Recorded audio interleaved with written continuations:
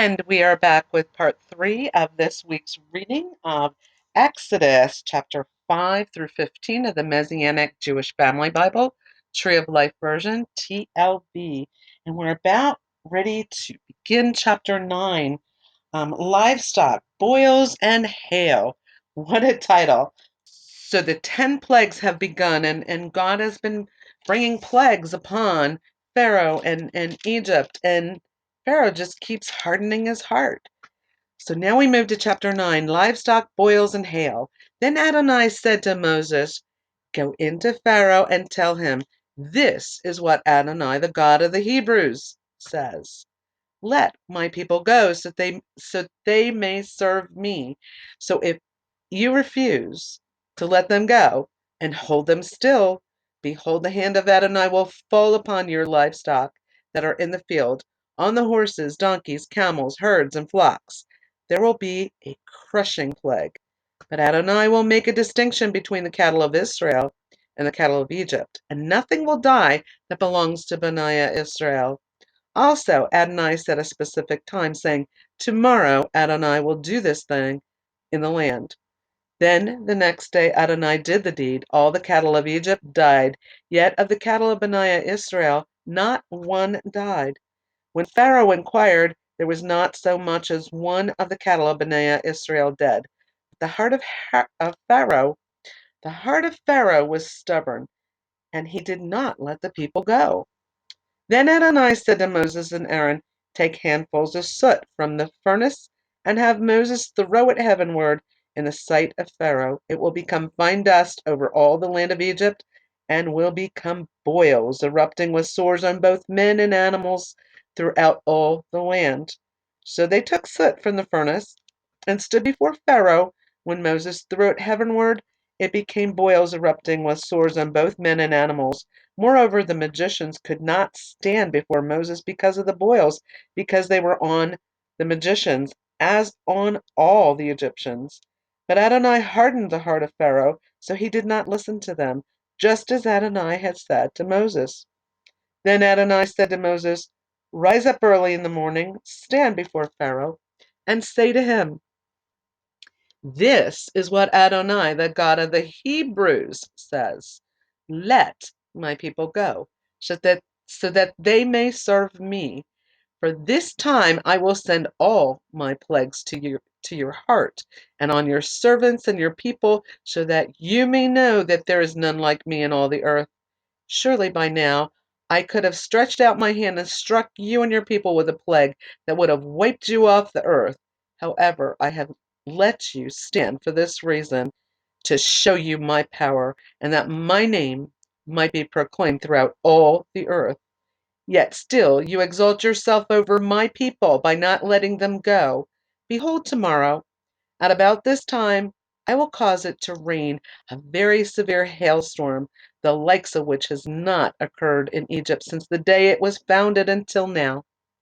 Send word, shelter your cattle, and all that you have in the field, for every person and animal found in the field and not brought home when the hail comes down on them, they will die. Whoever feared the word of Adonai among the servants of Pharaoh had his own servants and cattle flee into the houses. But whoever disregarded the word of Adonai left his servants and cattle in the field.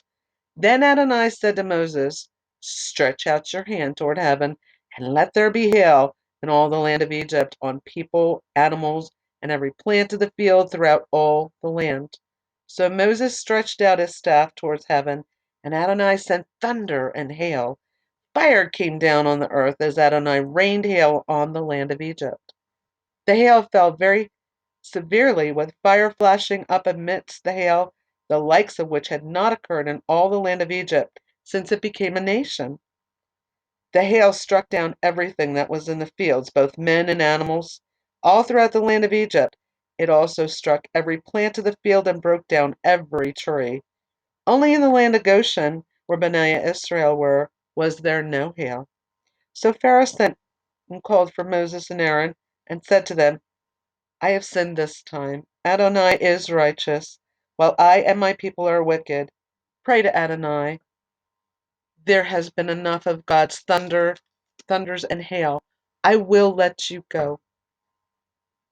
You don't have to stay any longer. Moses said to him, As soon as I am gone out of the city, I will stretch out my hand to Adonai. The thunder will cease, and there will be no more hail. So you may know that the earth is Adonai's. But as for you and your servants, I know that you do not yet fear Adonai Elohim. And that means the Lord God. The flax and the barley were destroyed because the barley was in the ear and the flax was in bloom, but the wheat and the spelt were not destroyed because they ripened later. Moses went out of the city away from Pharaoh and stretched out his hand to Adonai. Then the thunder and hail ceased, and rain no longer poured down on the earth. But when Pharaoh saw that the rain, the hail, and the thunder had ceased, he increased his sin and hardened his heart, both he and his servants. So Pharaoh's heart was hardened, and he did not let Bnei Israel go, just as Adonai had said by Moses' hand. So a lot of exciting things, and that's the end of chapter 9. As we move into chapter 10, that begins another Torah teaching. It's Parashat Bo. Remember, Bo means come. And what is coming? The title of this chapter is Locusts and Darkness. And that's what's coming in chapter 10. So then Adonai said to Moses, Go to Pharaoh, because I have hardened his heart and the heart of his servants, so that I might show these my signs in the midst, and so you may tell your son and your grandchildren what I have done in Egypt, as well as my signs that I did among them, so you may know that I am Adonai. So Moses and Aaron went to Pharaoh and said to him, This is what Adonai, the God of the Hebrews, says.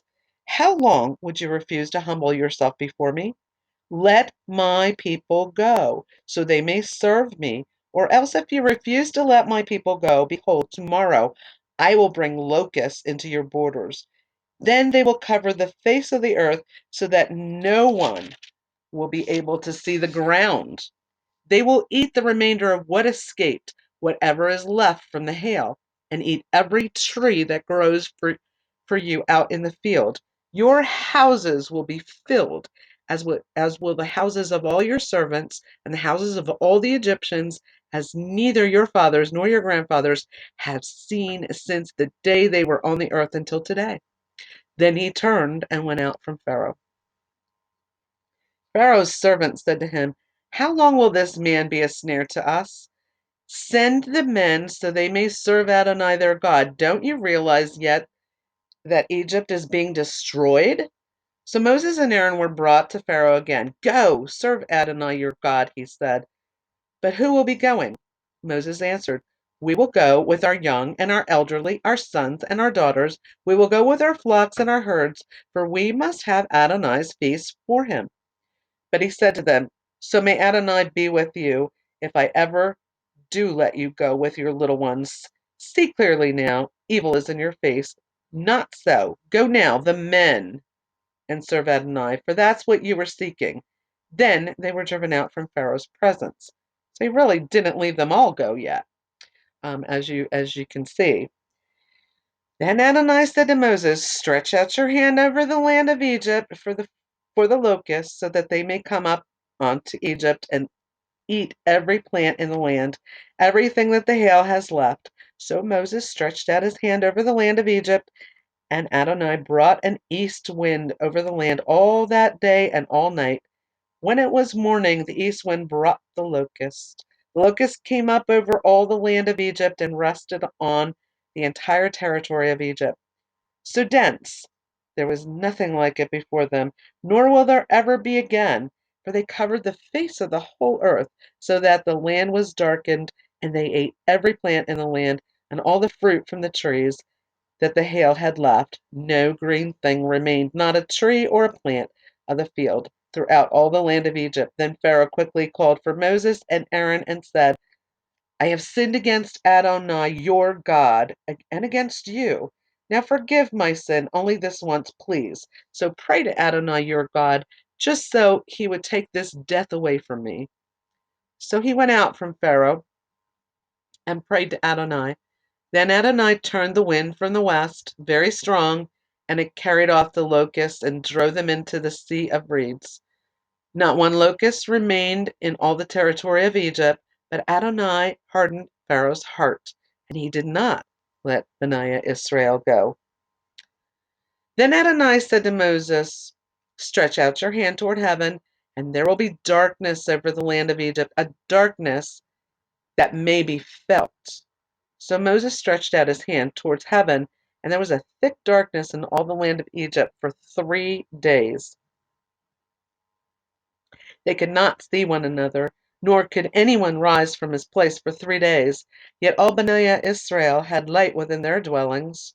Pharaoh called Moses and said, "Go serve Adonai. Only let your flocks and your herds remain. Your little ones may also go with you." So he's slowly letting them go, but he's not doing, not letting all of them go together. Like the flocks have to stay now. He's allowing the little ones to go, but not everything, not just yet. But Moses said, "You must also put sacrifices and burnt offerings into our hands. Then we will do it for Adonai our God. Our cattle must go with us. Not a hoof may be left behind. We must take them from we must take them to serve Adonai our God. We ourselves will not know how we will serve Adonai until we arrive there." But Adonai hardened Pharaoh's heart, and he was unwilling to let them go. So Pharaoh said to him, "Go away from me.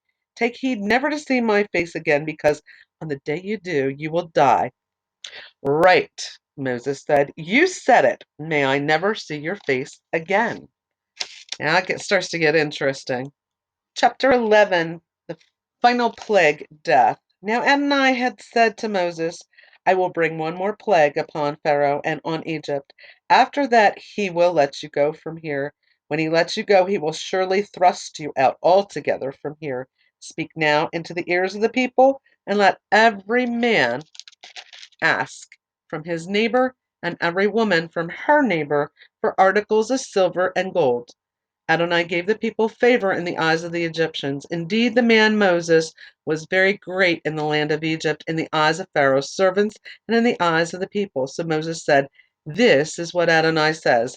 At around midnight I will go into the midst of Egypt, and all the firstborn in the land of Egypt will die, from the firstborn of Pharaoh sitting on his throne to the firstborn of the maidservant behind the mill, along with the firstborn cattle. There will be a great cry throughout all the land of Egypt, the likes of which has never been before, nor will ever be again. But not so much as a dog will growl against any of Benaiah Israel, neither man nor beast, so that you may know that Adonai makes a distinction between the Egyptians and Israel. All these servants of yours will come down to me and bow down to me, saying, 'Get out, you, and all the people who follow you.' After that I will go." Then he went out from Pharaoh, hot with anger. Adonai had said to Moses, "Pharaoh will not listen to you, so that my wonders may be multiplied in the land of Egypt." So Moses and Aaron did all these wonders before Pharaoh, yet Adonai hardened Pharaoh's heart. So he did not let Bnei Israel go out of his land. Now I'm going to pause it right here and come back with chapter 12, because that's a pretty large chapter, because we're going to be discussing the Passover lamb, and then from there we're going to be um, going into chapter 13, the redemption of the firstborn.